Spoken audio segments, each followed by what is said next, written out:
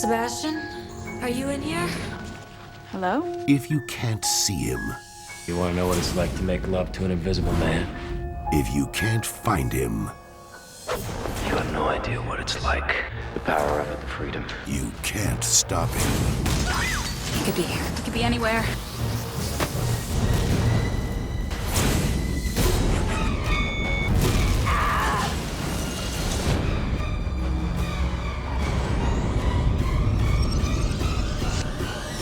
Ready?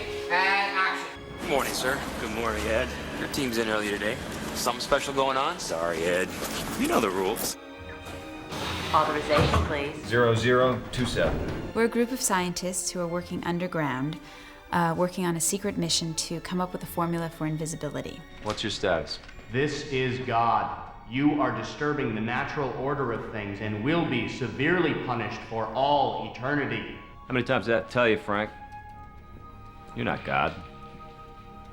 I am. We're funded by the Pentagon, and we have successfully made a huge gorilla invisible, but we are still struggling with bringing them back from invisibility.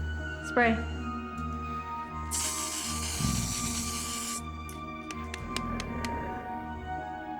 Veins prepped. Injection occurred at 08:47.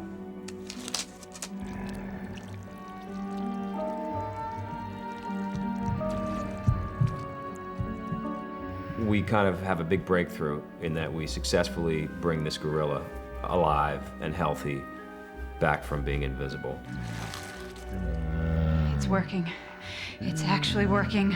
Of course it is. Sebastian is a brilliant character. He's incredibly self-involved, egomaniacal. He considers himself almost like a rock and roll star of science. Well, we found that sending them to Never Never Land was easy.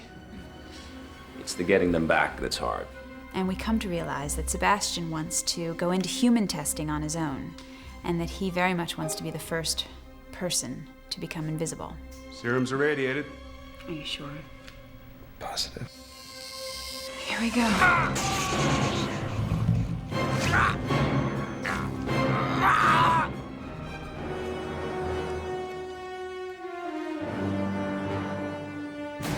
Cut.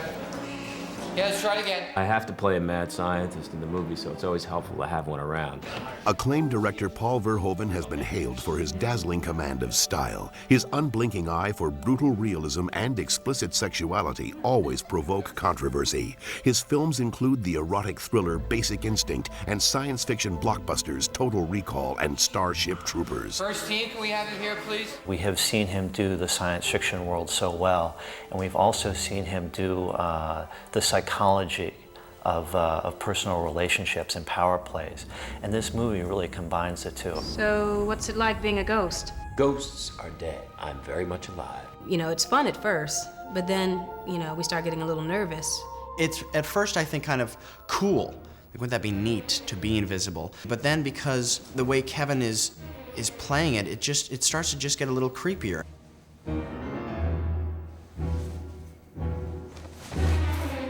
It's some serious stuff what's going on, and it's pretty scary. What was it like? What do you mean? When you were out in the world? What's this one girl? Yeah? He starts to become seduced and kind of drunk with the power of being invisible. And then, of course, because of the power that goes with invisibility, Sebastian Kane is slowly deteriorating towards evil. There is a point in the movie where he really does become a monster.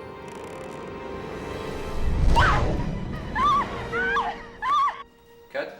The reason stories last for hundreds of years or even thousands of years is somehow they keep speaking to human experience. And I think invisibility is another one of those story types. The question is, what would you do if you knew you couldn't be seen? If you ask me, the whole thing gives me the creeps. What fascinated me was the psychology behind it. What would happen to a guy if you could become invisible, if all societal constraints were removed? It's a very old philosophical theme, and there is a passage in one of the books of Plato, and he says, if a man would be able to become invisible. Ultimately, he would feel like a god and do whatever he likes, if he could get away with it. And action. Are we now to speak there? Paul understands visual effects better than most directors that I know. Action.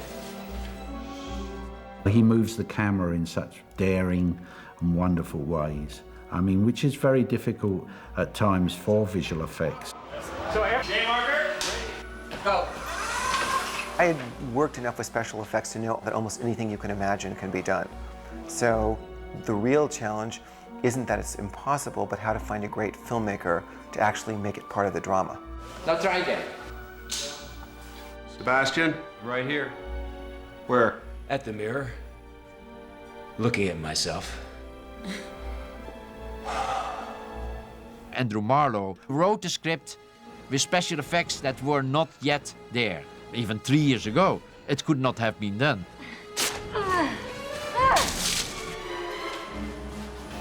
Let's see that again. That seemed to be it, yeah. I knew that you needed to have Sebastian Cain, Kevin Bacon on the set, even if he was invisible.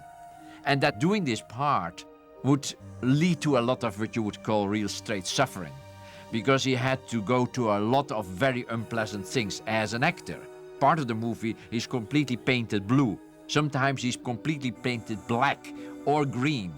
With green contact lenses, green teeth, a green suit, a green hood that kind of feels like your head is in a vice. All right, this is rehearsal. Quiet, please. He has to climb and he has to run and he has to fall. Rain on. He's immersed in water and he's in rain, he's in puddles.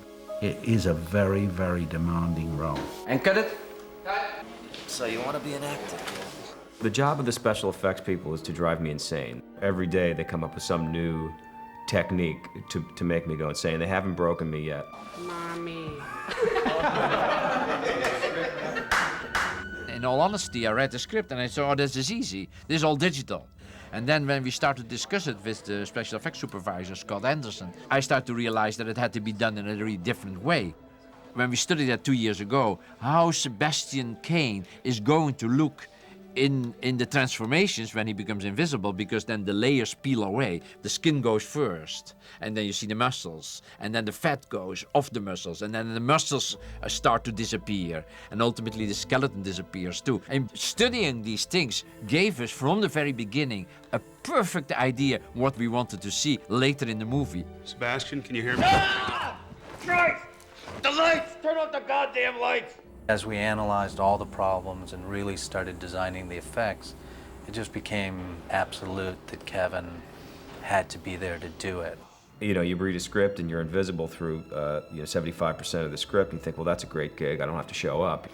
I think I've been less doubled on this movie than I have on anything else. Even if he's invisible, when we work, he's there. And we get to act with him, and then later they'll actually take him out. A lot of special effects movies, you're working with something that's invisible, and maybe they're holding up a broomstick, but we're always working with a real sense of reality here. The difference with this particular movie is that the main character, Kevin, is a visual effect. So it was important to maintain his body language throughout the movie.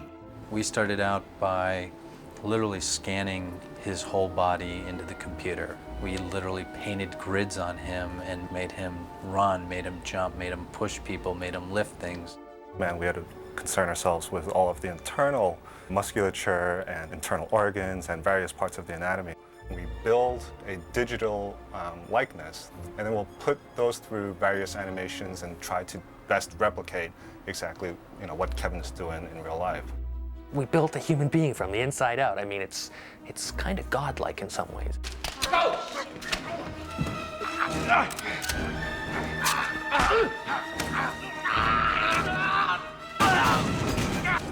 Good. Once we try to bring him back to visibility and we find out that we actually cannot bring him back, he really gets impatient. What do you mean you're going out? If I don't get out of here, I'm gonna go nuts. Yeah, okay, but you're not supposed to leave the compound. Why not? Well, that's the rule. It's my rule. I just changed it. And then he's using this mask on his face that is completely glued to the skin. You just kind of pour this liquid into thin air, and it takes on the shape of my face.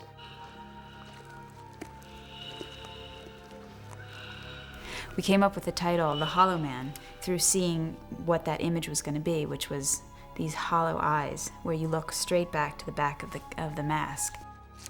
And it really, really is eerie, because it's Kevin, and yet there are no eyes. It's very modern, the fact that, you know, the technology that we can utilize now for these movies are so cutting edge with the Matrix and something like this.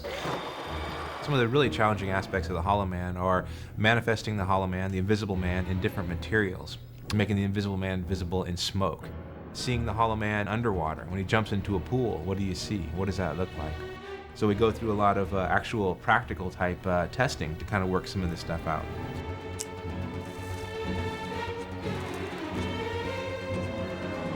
Hi, boss.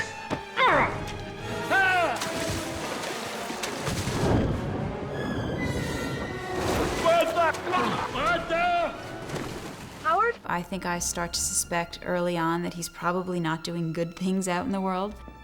Authorization, please. K1 Delta 835. Authorization invalid. Request denied. He changes the code so no one can escape. Okay, Sebastian, fun's over. Tell us where you are.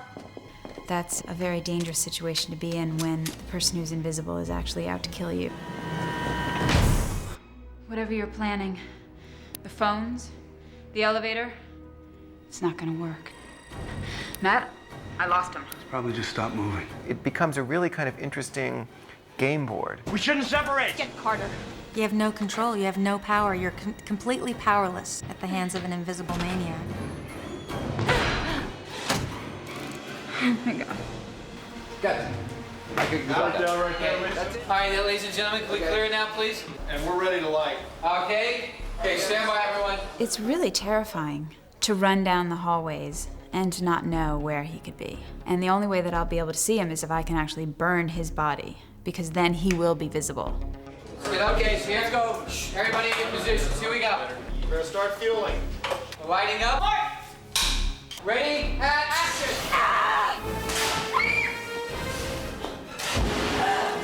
It's definitely going to be probably one of the most visually dramatic scenes in the movie. You think you're God? I'll show you God!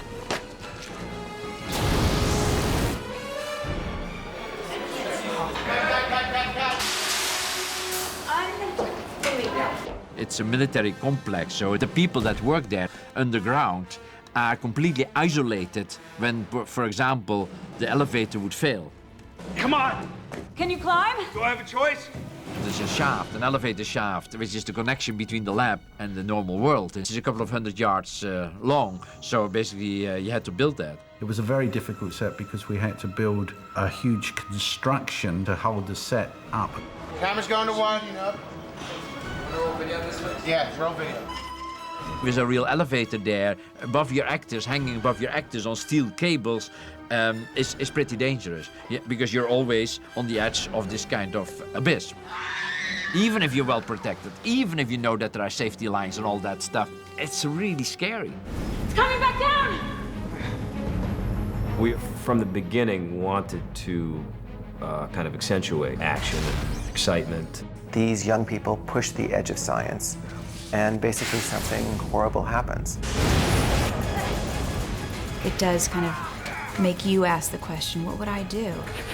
Evil slowly develops and stretches out its claws because the invisible man is among us.